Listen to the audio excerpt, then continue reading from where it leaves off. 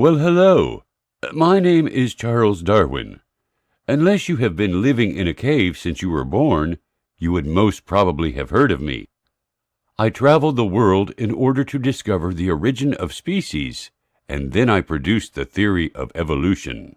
Of course I know you, and I know I'm speaking to a remarkable man. I've read all your books, and as a result, I am now an atheist. I beg your pardon? What did you say?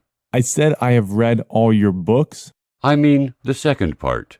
How could you conclude from my writings what I could not, when the very theory of evolution is my theory?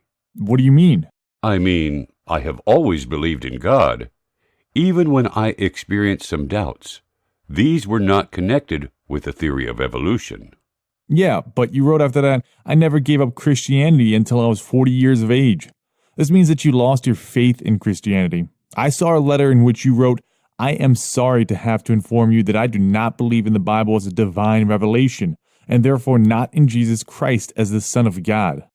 Indeed. But what has that got to do with belief in God?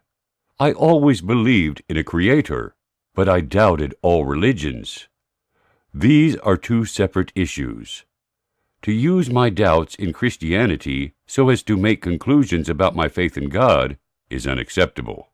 Do you mean that there is no contradiction between belief in God and the theory of evolution?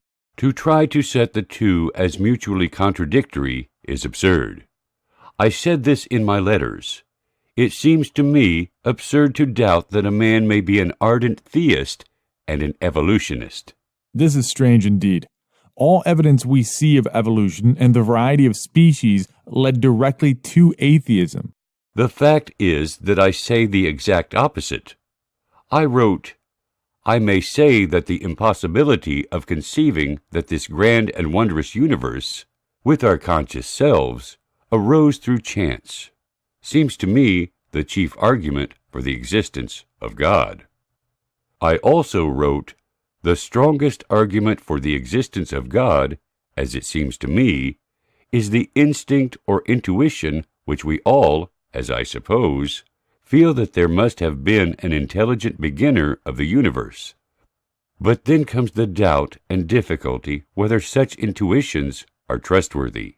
You see, you doubted the justice of such God. You see, according to the Journal of the American Scientific Affiliation, you cannot see the work of an omnipotent deity in all the pain and suffering, such as the ichneumon wasp paralyzing caterpillars as live food for its eggs.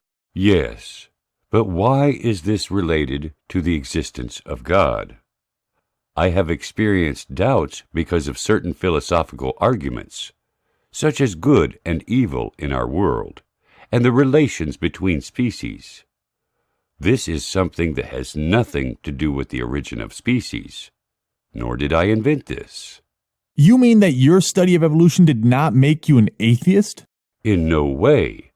I wrote in 1897, 3 years before my death, I have never been an atheist in the sense of denying the existence of a God. So you were neither a complete believer nor a complete atheist?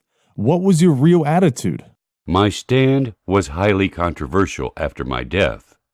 However, no one can say that I became an atheist as a result of the theory of evolution. I will give you a clue. My favorite book was Natural Theology. I even said, I do not think I hardly ever admired a book more than Paley's Natural Theology. I could almost formally have said it by heart.